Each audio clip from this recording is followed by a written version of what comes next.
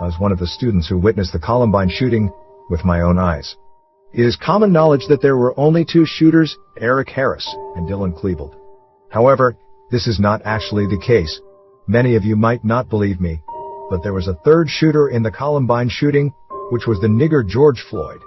The media tries to convince the general public that he wasn't involved, because we live in a cuck nigger-loving country that tries to defend these monkeys.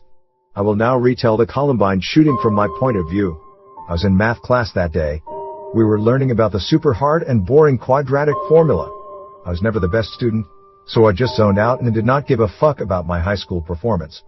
Our math teacher was smoking hot. She would wear an insanely tight skirt every day, which really didn't make paying attention easier.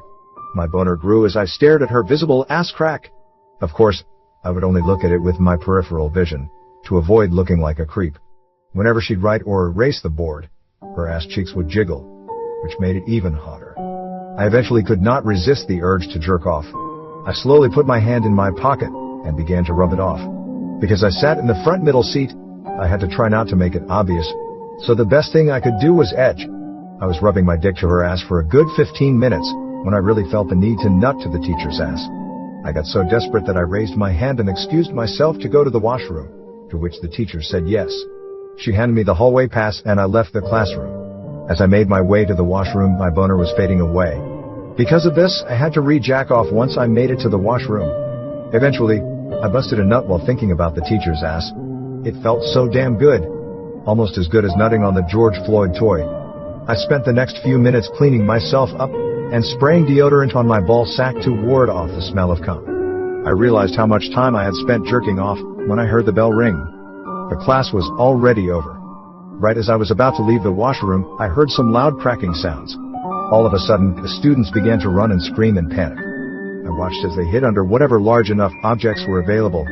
I soon realized that some sort of drill was happening. However, I didn't have the knowledge that it was an actual school shooting at the time. Me being a student who hated following the herd mentality, I refused to follow the lockdown procedure. I just thought practice lockdowns were pointless, retarded processes to follow. I just wandered around the school, while the hiding students surrounding me were eyeballing me as if what I was doing was stupid. I just assumed they were gullible freshmen who take lockdowns too seriously. I continued to hear the super loud cracking sounds. I just assumed they were fake gunshot noises, which the principal played in the announcement speakers in order to scare the students. I heard some students scream as well across the hallway. I shrugged it off as those same gullible freshmen, who truly believed those quote-unquote fake gun sounds were real.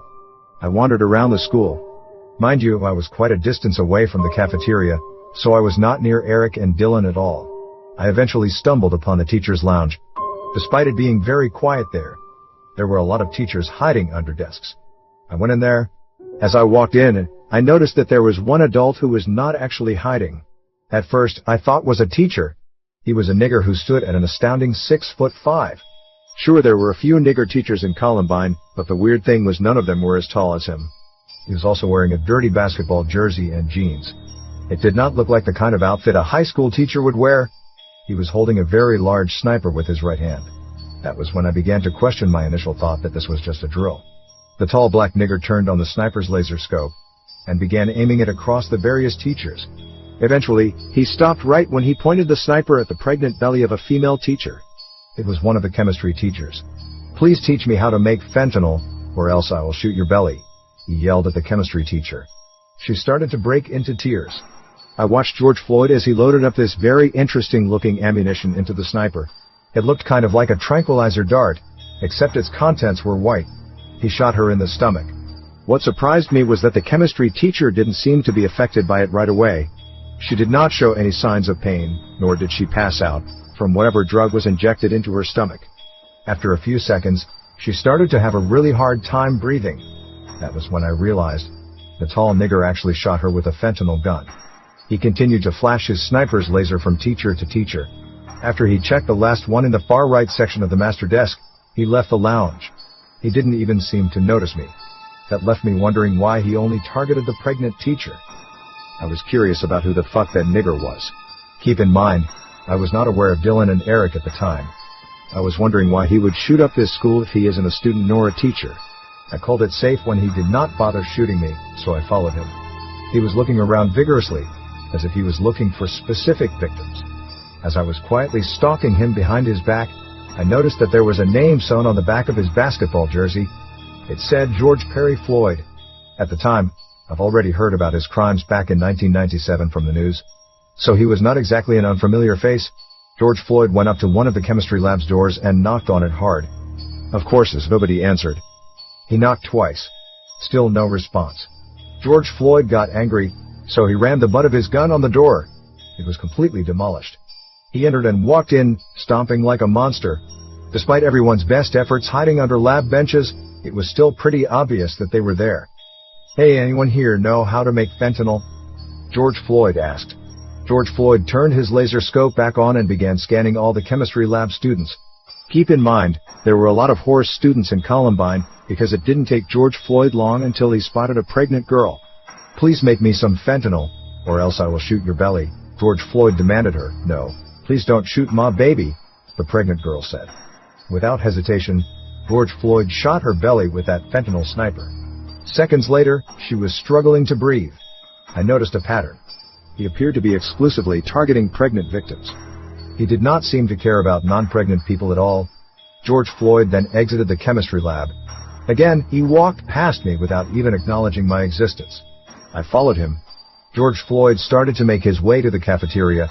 When we arrived there, I saw that there were dozens of dead students already.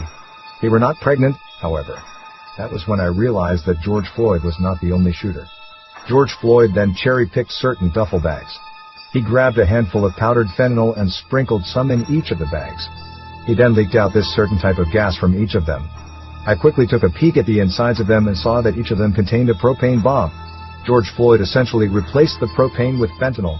He spent the next few minutes repeating this process on a few hundred other duffel bags. Shortly after, I heard the sounds of guns reloading from a distance, along with some footsteps.